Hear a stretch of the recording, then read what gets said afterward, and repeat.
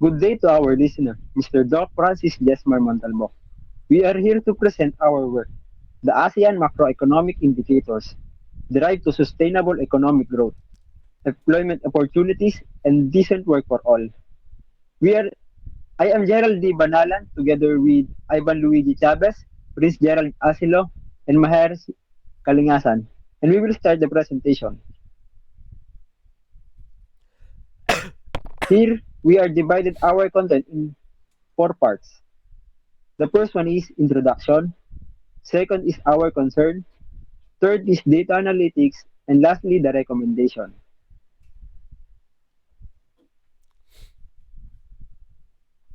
Introduction. Here, we can see three subcomponents of macroeconomic unemployment: total labor force, GDP growth, and GDP per capita. Let's start in unemployment. Total labor force. When unemployment is high, it is indicate that a significant portion of the labor force is not actively engaged in productive work. Oo, This can patay mo lead TV ma, to a decrease in nag-screen ako dito. overall economic output and slower GDP growth. Nagre-record ako ma. A higher unemployment Screen mo. rate means the fewer people are earning income and contributing to consumer spending, which is a significant driver of economic activity.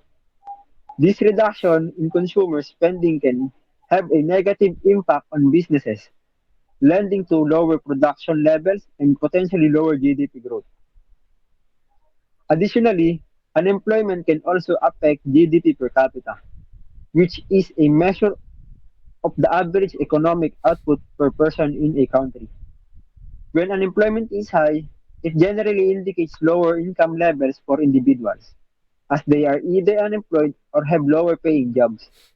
This can lead to a decrease in the overall average income and therefore lower GDP per capita.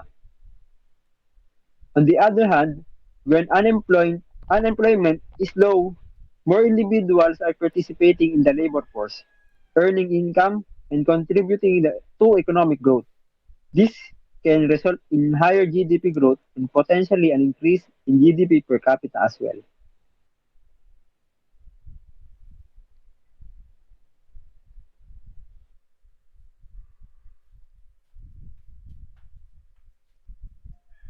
What we want to achieve: sustain per capita economic growth at least 7% gross domestic product growth per annum in the least developed countries.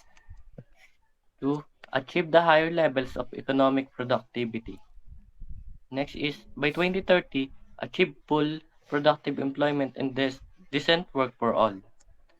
And in ASEAN community, promote sustained and inclusive economic growth, enhance economic productivity and competitiveness, and lastly, ensure full decent employment opportunities for ASEAN countries.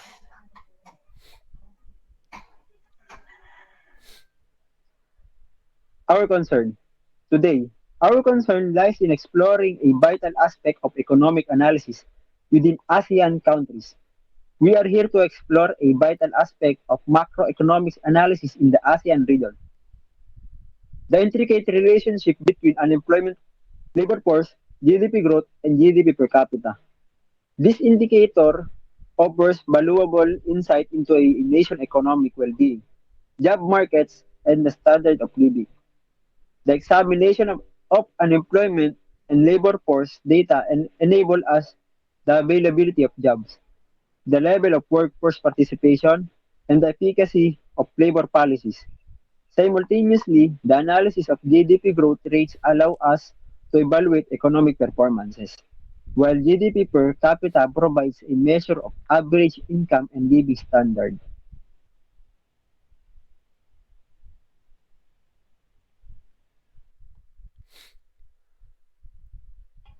Let's proceed to data analytics.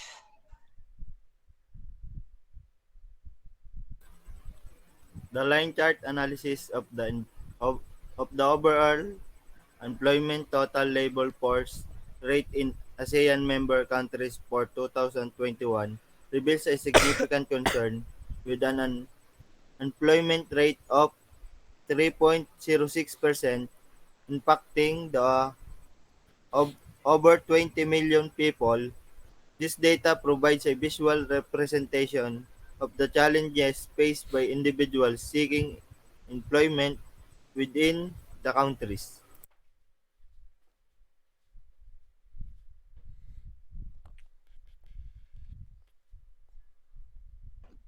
Unemployment total labor force in year 2021.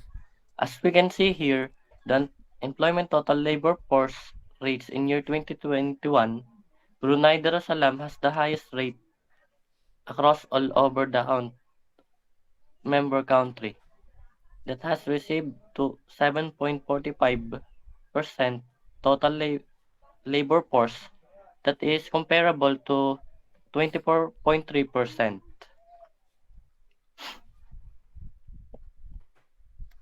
Unemployment total labor force heat map. Um, this highlight the variations in employment rates total labor force across Asian countries and years. Upon analyzing the heat map, it becomes that Brunei has the highest and color intensity throughout numerous years. As we can see in Index 4, this indicates that Brunei has relatively higher unemployment rate in comparison to the other countries. This observation highlights the presence of ongoing challenge regarding unemployment w- within Brunei labor force.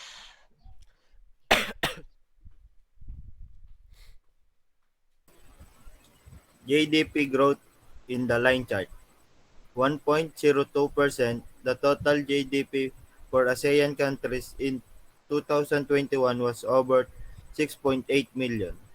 The GDP growth data reveals a decline in 2020. It seems due to the global impact of the COVID-19 pandemic. However, there was a positive growth rate in 2021, indicating a recovery. Factors such as easing restriction, increased vaccination, and government stimulus measures contribute to the to this rebound.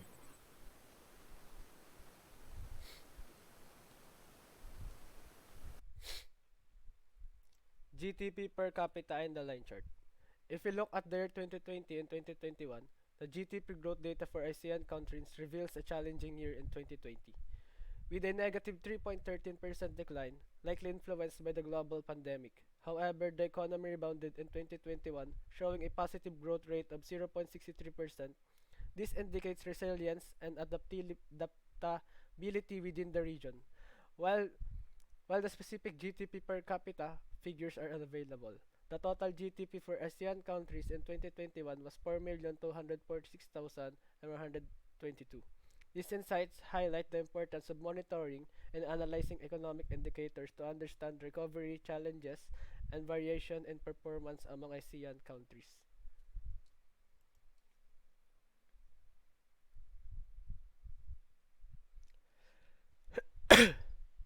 GDP growth per capita in ASEAN member countries in year 2021. The positive rate got Philippines, Laos, Cambodia, Indonesia, Malaysia, Singapore, Thailand, and Vietnam. The negative the negative country got by Myanmar and Brunei. Myanmar got the lowest GDP growth per capita, and the highest got GDP per capita is Singapore.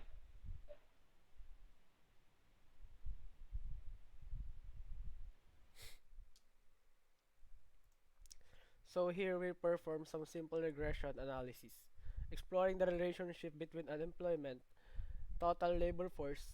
Our findings reveal the positive correlation indicating that changes in the labor force influence unemployment levels.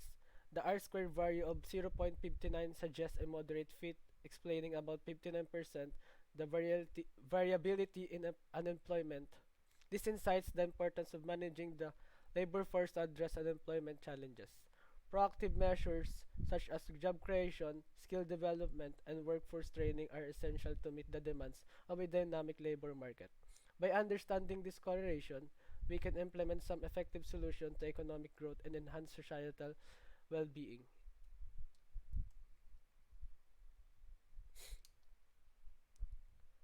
Next is here we also perform simple regression techniques, and here is the result. The coefficient result value is 0.167, which means suggests that GDP growth increases by approximately 0.167 for each additional year in ASEAN country.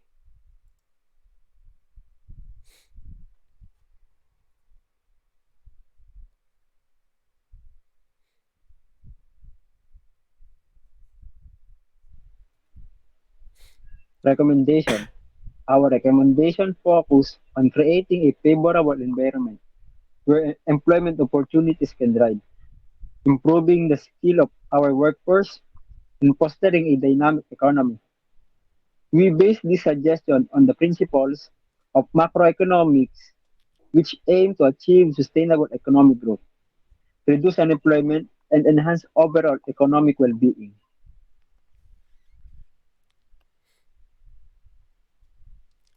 To support sector that have a potential for high employment, like small and medium size enterprises, we can take various actions by facilitating job creation, encouraging entrepreneurship and innovation, satisfying the economy, promotion regional development, fostering adaptability and agility, nurturing skills development, and strengthening supply chains. We can contribute to the growth of employment opportunities and drive economic prosperity. Encouraging more people to participate in the workforce can have a significant impact. It helps reduce unemployment, expand the labor force, stimulate economic growth, and boost consumer spending. All of these factors contribute to a healthier economy, ultimately lead to an increase in GDP. Invest in education and skills training. Investing in job training programs and educational initiatives is essential for developing a skilled workforce. This is, in turn, improves employability and ensures that individuals are better suited for available job opportunities. We also recognize the importance of fostering entrepreneurship and innovation. By providing aspiring business owners with the necessary support and resources, we can create an environment that encourages innovation and facilitates the establishment of the startup. This, in turn, leads to job creation and economic growth. Promoting flexibility in the labor market is crucial. We must strike a balance between protecting workers' rights and allowing for adaptability in response to changing market conditions. This can be achieved through policies that support flexible work agreement, reduce unnecessary barriers to hiring, and create a supportive environment for businesses to adjust and thrive in evolving market conditions.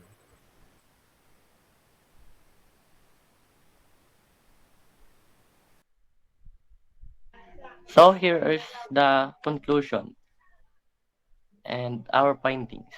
Unemployment total labor force.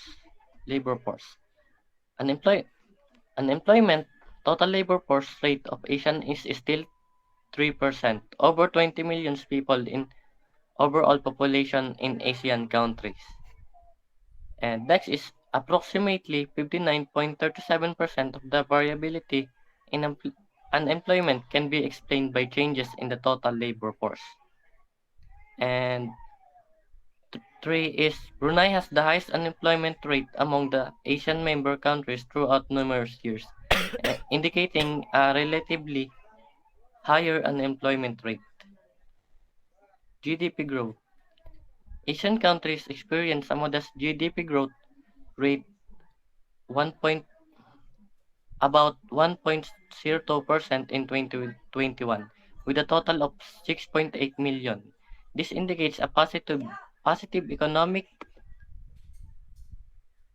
trend and a recovery from the challenge faced in the previous year.